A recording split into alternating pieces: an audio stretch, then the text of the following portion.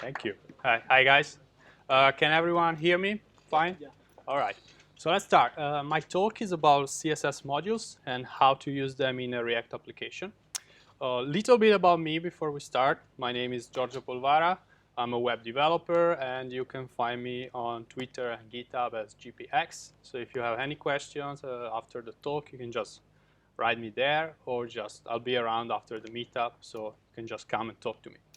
Okay, let's not lose any more time, and let's talk about everyone's favorite programming language, CSS. So we often talk about CSS as something that goes with HTML. We always talk about HTML and CSS. They're sort of the Batman and Robin of web development. But although we always talk about them together, that's not always been the case. In the beginning of the web, there was only HTML. It was 1993 when the first version of the HTML specifications were released, and back then websites were quite different. They were more or less like Microsoft Word documents with hyperlinks, and there was not much style going on there. And that was pretty much intentional because the web was, in the beginning, created as a medium to share documents, especially scientific papers. So if you wanted to style your document, you only had few HTML tags to do that, mainly titles and make some text bold and stuff like that. But there was not much going on there. But remember, that was the 90s. And back then, people were really into styling. And so they wanted their web documents to reflect this passion. So there were a few proposals for a language that was able to style web pages. And there are a few languages that try to solve this issue until in 1996 the first version of CSS was released, and little later in 1997 Internet Explorer version 3 implemented a subset of the CSS specification, and from then on we had HTML and CSS as the founding languages of the web. So from the first website that looked more or less like this, we started including colors, images, and we moved from the old text-based design to some more complicated design until we introduced way too much design in our web applications. And we had that dark era that is known as MySpace. Somehow we survived that, and nowadays websites look more like this one. So pretty much different from what we had in the beginning. But it all came from the first version of CSS. And back then, the language was very small. It was a tiny language. And it was certainly not up to the challenge for building the application that we build today. So CSS had to evolve and improve version after version until we had the language that we know today. Despite all these improvements, the language itself still has some issues. It's not a perfect language. So what are some of the problems that we have with the CSS? First of all, the lack of variables. Now, this is not completely true because recently the CSS working group introduced variables inside CSS, and this is the syntax on how to use them. The problem is that most browsers still haven't implemented them. What developers did is not just waiting for browsers to implement these new features. We created workarounds, usually mostly CSS preprocessors. So in this example, we have, for example, SCSS, and this is how in SCSS you would declare a variable. Another problem of CSS is the lack of functions. There's no way to define a function. And that could be very useful because not only your CSS will become more expressive, but you would avoid to repeat a bunch of codes over and over again. And last, vendor prefixes. So for new features, new CSS features, vendor prefixes will no longer be needed. Browser will no longer ship vendor prefixed features. But still today, if we want to use something fairly new like display flex, we still have to use vendor prefixes if we want to support older browsers. So these are three of the main issues with CSS, and somehow we found some solution. We created some tools, some new preprocessed languages, or we improved CSS itself. So we can say that these issues are somehow solved. We are left with one big problem though, and this problem is globals. So if you work with a medium-sized or big web application, you probably encounter this issue. Let me give you an example of what it is. Those are two snippets of code that come from the same code base, and they both define a class called label. Now, they define these class labels for two different components. But what happens if I put an HTML component on the page and I give it a class of label? Both these properties will be applied on the component. So imagine you are coding in JavaScript or in any other programming language and you can only create global variables. That would be a mess to maintain. For some reason in CSS, whenever you create a class, you always create a global. Again, the community tried to find some solutions to this, and this solution often come in form of a CSS methodology. In these slides, we have three examples. We have BEM, Object-Oriented CSS, and Atomic Design, but there are tons and tons of more. And they more or less all work in the similar way. Let me give you an example of how they work. Again, we have our label class. What a CSS methodology tells you is, instead of calling this class label, call it menu underscore label. And maybe add a dash dash on at the end. And if you need a second label class, just call it form underscore label.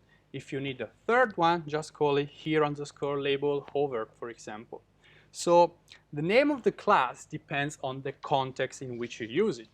And we have fixed the global name collapsing issue, but there is a problem because the developer has to come up with a unique name for each class. And bear in mind that if you are in a team with many developers, there's nothing preventing one of your colleagues to create a second class and call it form underscore label. And those classes will collapse when you merge the pull request. So despite this big issue, this is still the most used approach when it comes to create big web applications. Until recently, when a new method was introduced, which is called the inline style method. Now, this is not the official name. I didn't find an official name, so I call it like that. But let me explain what I mean by that. It's a method proposed by a developer called Christopher Shadow, who works at Facebook and is one of the main developers that works for React Core. And in 2014, he gave a talk called React CSS in JavaScript, where he explains most of the issues that I just told you about of the CSS language, and he proposed this solution. Let's see how it works. We have a simple class called label that is defining some styles. With the inline style method, what you do is you define an object in JavaScript. You can call it styles, you can call it whatever you want. What's important is that inside the object, you more or less translate the CSS code as a JavaScript object. So as you can see here, we have a class called label, and we have a label key. And then we have some font size and font size on both sides. So it's more or less a one-to-one mapping. There are few differences. For example, is a font capital S size, and you have to put the 1.5 rem in a string. More or less is a one-to-one mapping. Now, once you have these, you just get rid of the CSS. You don't write CSS anymore.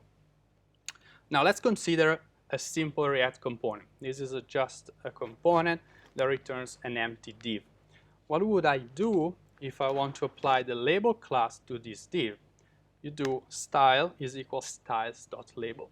And this is applying inline styles to the component, to the div. Now, for many years, experts told us don't use inline styles, they are bad. But turns out that in this context, they are quite good. Not only you can fix the global name issues because you can namespace all your styles, you can also use JavaScript variables inside of your CSS code, and you can use JavaScript functions and all the JavaScript tools that you know. So many people like this approach, and quite a few libraries came up after, inspired by these, that tried to bring this one step further. For example, we have Radium that gives you some helpers when you try to define inline styles in this way. And I have to say I liked it as well in the beginning, but I found some problems. First of all, for me, writing CSS in JavaScript is a bit weird. This is pretty much a personal opinion, but I've been a developer for many years, and I sort of built a muscle memory when it comes to write CSS. And at least in the beginning, it's quite weird to write CSS as a JavaScript object. A second problem is that since you're not writing CSS but JavaScript, you can no longer use all the CSS tools that you know. So we could just rewrite all these tools to work with JavaScript, but that is kind of like reinventing the wheel, and I think we should avoid it if we can. And the third issue, and probably the most important one, is performance. Let me explain this with one example. So let's say we have a button on our page, and this button has some styles applied. And when we go over this button with the mouse, we want the style to change. And when we remove the mouse, we want the style to go back to the previous state. So it's a simple CSS over. How do you do this with the inline style method? First of all, you have to set a JavaScript listener for the onMouse over event. When this event fires, you're going to call some function, and this function will apply the new styles to the button. After this, React creates the virtual DOM, compares it with the previous DOM, and sends some DOM changes. And that's not all, because you have to do the same for the onMouse out event to put back the previous styles. If you have one application with one button, that's not a problem. But if your application starts having many components on the page, and many of these change style quite often, you will see a performance issue. Your page will look a bit bugged. So these are the main issues that I found with this approach. And for these reasons, I decided not to use it in my production code. So I started looking for some possible other solutions for the global CSS issue. And I found it, and it's called CSS Modules. So let's see an example on how you use a CSS module. Again, we have our label class, same code as before. What you do now, you put this code in a separate file, and you call it menu CSS, let's say. And this code is now a module. Then we take, again, our React component that is, again, returning a simple empty div. And what do we do? Well, first of all, since menu is a module, we have to import it. And we do import styles from menu.css. This looks like an ECMAScript 6 import, but we are importing a CSS file. So what is going on? Well, Webpack at compilation times is going to replace this code and give me back a styles object. So now that we did our import, how do we apply the label class to the div? We simply do div class name is equal styles.label, and we apply the class. So what does the browser see though? This is again our same component that we just saw. If we run the React application in the browser, we'll see a div with the class of menu_label and some random string. So why is that? Because CSS modules for us replace the name of the class to make it unique. Let's bring it one step further. 3 different classes with the same name. We put all of them in one CSS module, hero, menu, and form. When we run CSS modules on this code, it's going to join the 3 classes together in one bundle file and rename all the class names so that they are unique. So CSS module is basically implementing a CSS methodology, but it's doing that automatically for us, so we don't have to do it. There are other features that you can use with CSS modules. One is called composes. So for example, here we have a class name that is defining some properties, And if we want to reuse those properties in a second class, we just do compose class name. So other class name will have all the properties that you see above, plus the ones that it defines after. And you can also use compose with external files. This is useful because you could define one external module for all your basic styles, like one module for your button styles, and compose it in all your subcomponents that need these styles. To be honest, there are some issues with this compose feature. For example, it doesn't work well with media queries, and you cannot pass parameters when you compose. So usually when I write code, I instead use the Sass mixins, because for me they work better. But it's something that you might want to try. And there is another feature that is quite important, especially if you work with a code base that has some, let's say, old style CSS. So CSS that is not in modules. So you have your legacy application and you want to start using CSS modules. You are not going to rewrite everything overnight. You can use, if you need to interact with external classes that are global, you can just use the global myClass, for example. In this case, CSS modules is not going to rename myClass. MyClass will remain myClass after the compilation. And the second example is the same with a different syntax. And in this case, the animation name is not going to be changed as well. So quite useful, especially if you if you use a CSS framework that is already defining its own classes. You don't have to modularize your framework. So far we saw just a simple class creation, but we can use a pseudo selector like hover, before, after, all the things you know. We can make more complex selectors, because in the end it all comes down to CSS. We don't have to use CSS if we don't want. We can use Sass, Less. You can use all your CSS tools that you know and you like. If a tool compiles down to CSS, then you can use it with CSS modules. So let's review the 3 issues that I found with the inline style method. CSS in JavaScript is weird. We no longer write JavaScript, we still write CSS, so this is gone. We can use all the CSS tools that you like. My recent project, I've been using Sass, Autoprefixer, and CSS modules, and it works just fine. And performance issue, we don't have it anymore because we are using the native CSS engine inside the browser.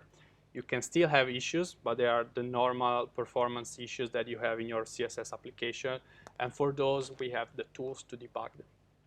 And last but not least, we no longer have the globals issue, because CSS modules is renaming the classes for us and making them unique. So it's all great. How do you use it in your next React application? I could talk for 1 hour on how to configure Webpack, all the npm installs that you have to do, and after that, we would look like this. So I'm not gonna do that. What I'm going to do instead is giving you this link to a great blog post by Jack Franklin that he wrote for JavaScript Playground, where he explains how to use CSS modules, how to configure Webpack to use CSS modules in a React application. I'm going to post also the link in the meetup page, along with a link to my slides, and I will also give you a link to a React boilerplate project that uses CSS modules. So you can try them out and see if they work for you and maybe use them in your next project. So thank you for listening. Thank you to your organizer. And if you have any questions.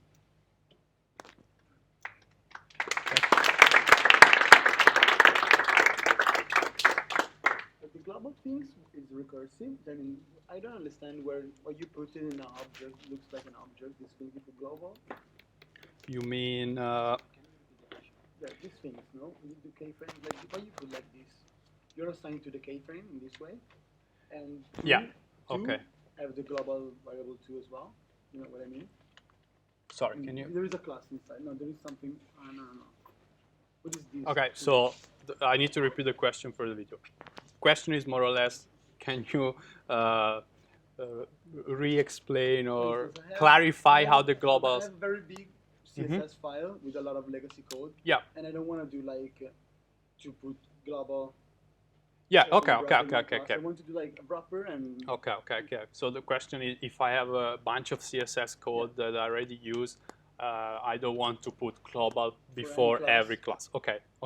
So if you are using, in this case, you have my class and local class. So local class will be renamed to become unique.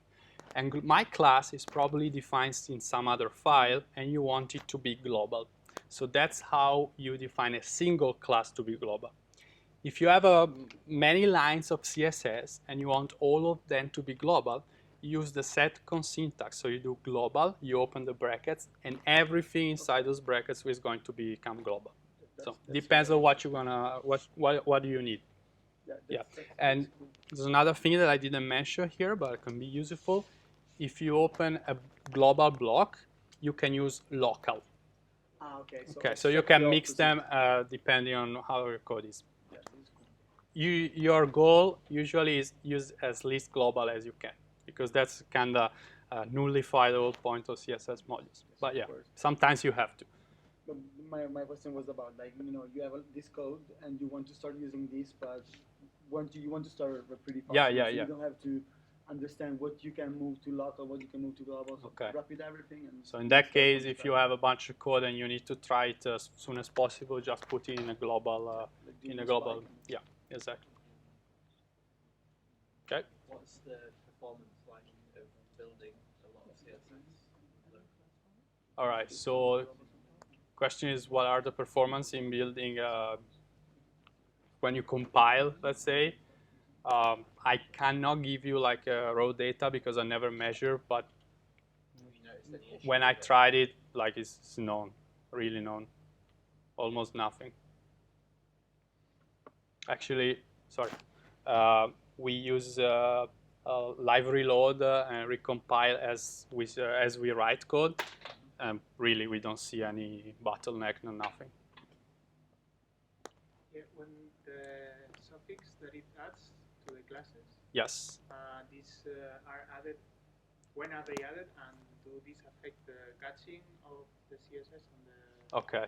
So the question is the suffix that adds to the classes when they are added. So they're always added. The name, the generated name of the class, pretty much depends on your folder structure. So for example, here we probably have a folder called menu with the label, and we define class label. So it's going to be menu label. But if you have a deeper tree, the name will be probably longer. And the last part is just a random ID. It's just, I think the idea is just in case we put a random ID there. And it's always added. But the thing is that when you then are going to use this class, you don't care about the compile name because you use styles.label. A label is the name of the class that you defined. So you don't really care about the generated class name.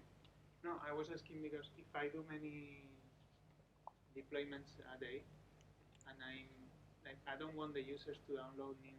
If they have cached the CSS. Oh yeah. I don't want them to download new CSS every time if I have a large CSS file. Okay, so if you. That's to do with digest. It doesn't have to do with CSS module. Yeah, but I think the question is, if I change one class, it's going to rename all my classes. Yeah. I think they have some optimization, so they try to rename as few classes as possible. If you have two instances of the name class, you put different IDs, or it repeats the ID for all appearances of the class?